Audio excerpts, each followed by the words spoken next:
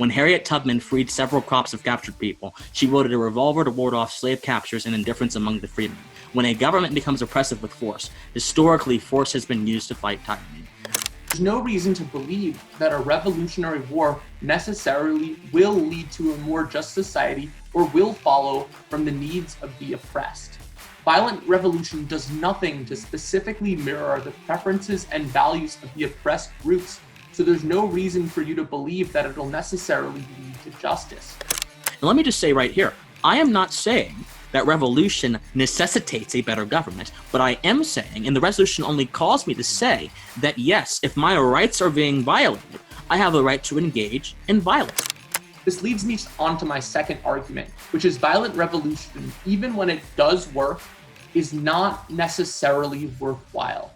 And I've got a couple of reasons for why this is the case. 1, people don't put down their guns when they get into power. 2, innocent civilians are almost always brutally murdered. 3, guerrilla groups often use things like sexual coercion and rape, aiming at innocent children or civilians. Ultimately, violent means lead to violent ends.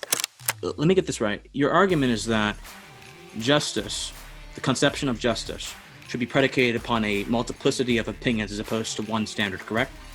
Yeah.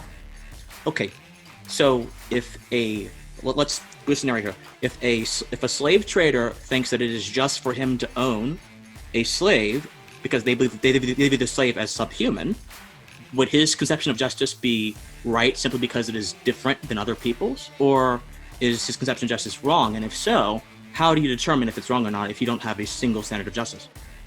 A lot of times, political violence does the exact opposite. If this is the case, and if we look at how our values are actually being upheld, there's a strong case to be made that political revolution isn't something that's going to be good.